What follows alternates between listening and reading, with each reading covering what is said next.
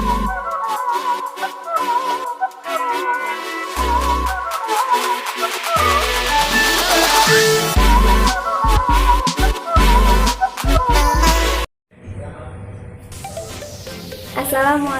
warahmatullahi wabarakatuh. Welcome back to my channel. Nah, di channel kali ini saya akan memberikan penjelasan mengenai desain database. Dimana desain database itu memiliki banyak desainnya ya. Langsung saja kita masuk ke penjelasannya. Tetap stay tune ya. Nah, desain dari database itu yang pertama ada entitas relationship diagram atau yang sering kita sebut dengan IRD. Nah, IRD sendiri secara umum diartikan sebagai model yang mengatur hubungan antar entitas atau tabel dalam database, di mana entitas yang satu dengan yang lainnya memiliki relasi atau keterhubungan yang tidak dapat dipisahkan. Nah, IRD memiliki fungsi di antaranya: 1. Memberikan kemudahan dalam menganalisis sebuah basis data atau yang kita sebut dengan database dengan cara yang cepat dan murah. Nah, yang kedua itu menjalankan hubungan antar data yang memiliki keterkaitan berdasarkan objek yang dihubungkan dengan suatu relasi. Nah, yang ketiga itu mendokumentasikan data yang ada dalam sebuah basis data dengan cara menganalisis serta mengidentifikasi setiap objek atau entitas dan relasinya. Nah, yang keempat, melakukan pengujian model yang telah dibuat. Nah, di dalam IRD juga terdapat simbol-simbolnya. Seperti yang kita lihat, simbol-simbol IRD itu ada entitas yang digambarkan oleh persegi panjang, ada relasi yang digambarkan dengan belah ketupat, ada weak entity atau yang digambarkan dengan persegi panjang dan di dalamnya ada persegi panjang lagi, dan ada garis penghubung ya, garis penghubung untuk relasi. Seperti yang kita lihat di sini ada identifying relationship, atribut key, atribut multivalue, atribut composite, ada atribut derivatif juga. Nah, yang selanjutnya saya akan menjelaskan tentang entitasnya, di mana entitas adalah segala sesuatu yang dapat digambarkan oleh data yang berupa objek. Nah, objeknya sendiri itu beragam, bisa berupa orang, benda, bahkan sesuatu hal informasi yang dapat disimpan dalam database atau basis data. Nah, entitas sendiri dibagi menjadi dua, yaitu ada entitas kuat dan entitas lemah. Di mana entitas kuat adalah entitas yang memiliki ketergantungan terhadap entitas lainnya, yang bisa kita sebut entitas yang dapat berdiri sendiri. Nah, yang kedua itu ada entitas lemah. Entitas lemah adalah entitas yang memiliki ketergantungan terhadap entitas lain dalam sebuah relasi. Nah, di bawah ini ada contoh entitas kuat dan entitas lemah. Nah, selanjutnya ada atribut. Nah, atribut itu merupakan bagian dari entitas. Sebagai contohnya, dari entitas pelanggan itu biasanya memiliki atribut nama, kode pelanggan, nomor telepon, alamat, dan lain-lain sebagainya. Nah, atribut sendiri memiliki jenis dan bagiannya, yang mana Jenis dan bagiannya itu terbagi atas 5. Yang pertama itu atribut key. Atribut key itu bisa kita sebut dengan jenis atribut kunci yang memiliki keunikan. Misalnya dia itu ada NIM karena itu tidak sama dengan yang lainnya ya. Ada NIM, ada NPM, ada NIK, ada nomor KK dan lain sebagainya. Nah, yang kedua itu ada atribut composite. Atribut composite yaitu atribut yang dapat dipecah dan diuraikan kembali. Misalnya itu nama depan, nama belakang, alamat, serta nama tengah.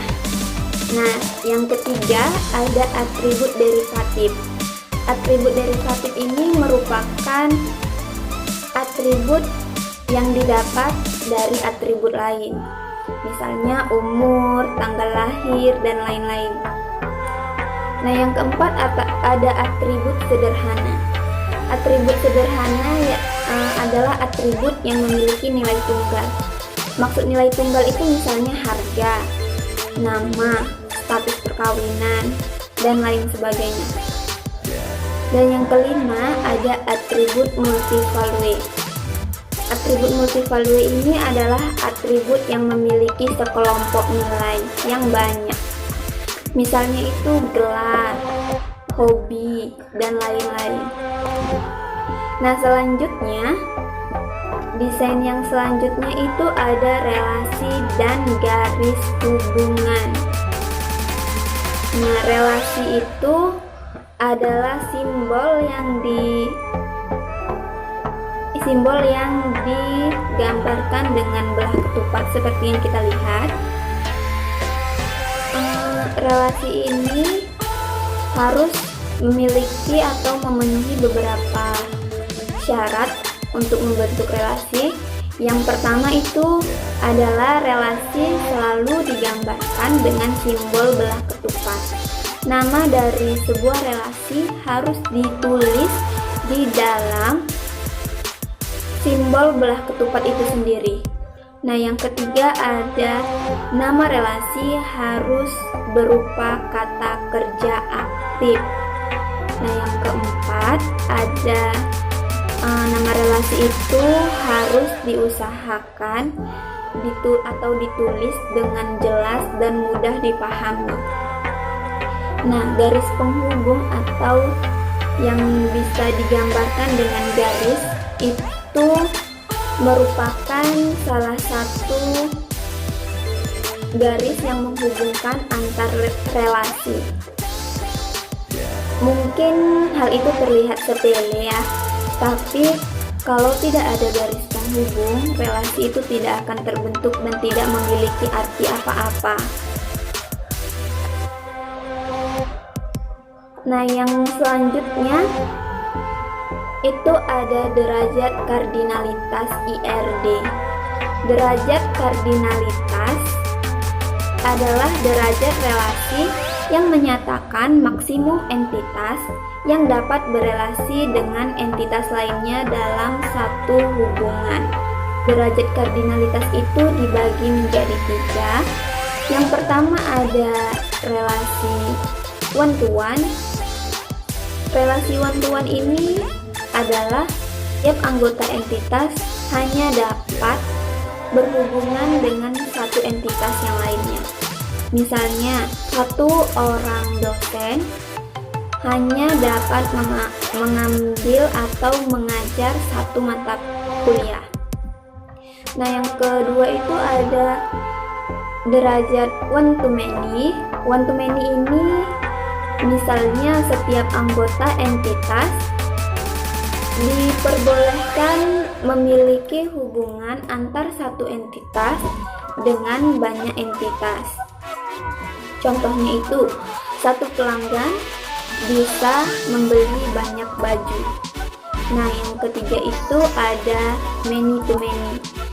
Setiap anggota di derajat kardinalitas many to many bisa memiliki banyak relasi dan banyak memiliki memiliki hubungan. Misalnya itu banyak mahasiswa, banyak mengambil mata kuliah. Nah, selanjutnya di sini saya akan memberikan contoh dari IRD perpustakaan. Nah, seperti yang kita lihat dari gambar ya, teman-teman. Di situ IRD perpustakaan memiliki entitas, anggota, buku, dan denda. Di mana setiap anggota atau anggota itu memiliki relasi terhadap buku. Nah, sebelum kita membahas relasinya, kita lihat dari anggota itu dia memiliki atribut seperti tanggal lahir, alamat, nomor anggota, nama, dan jurusannya. Nah, seperti yang kita lihat ya teman-teman, di IRD perpustakaan ini seperti anggota pinjam buku, membayar, dan denda itu memiliki atributnya masing-masing. Nah, di sini saya akan menjelaskan relasinya antar anggota dan buku, antar anggota dan denda. Nah, relasinya yaitu pertama itu ada relasi antar anggota yang meminjam buku. Prosesnya yaitu yang anggota berfungsi apabila hendak meminjam buku. Di situ terbentuk relasi atau derajat kardinalitasnya itu many to many, yaitu banyak anggota yang bisa meminjam banyak buku. Nah, yang kedua itu relasinya ada anggota membayar denda. Nah, proses ini menghubungkan antara anggota dan denda karena apabila anggota terlambat mengembalikan buku, maka akan masuk ke dalam proses membayar denda. Nah, di situ membayar juga memiliki atribut-atributnya ya, teman-teman. Nah, di situ anggota ke relasi denda itu memiliki derajat kardinalitas one to many, atau satu anggota bisa banyak membayar dendanya. Nah, di situ sudah jelas ya teman-teman. Baiklah, sampai di sini penjelasan saya kali ini. Kurang dan lebihnya mohon kalian komen di bawah atau kalian komentar aja apa yang kurang dan apa yang harus saya perbaiki. Terima kasih. Wassalamualaikum warahmatullahi wabarakatuh.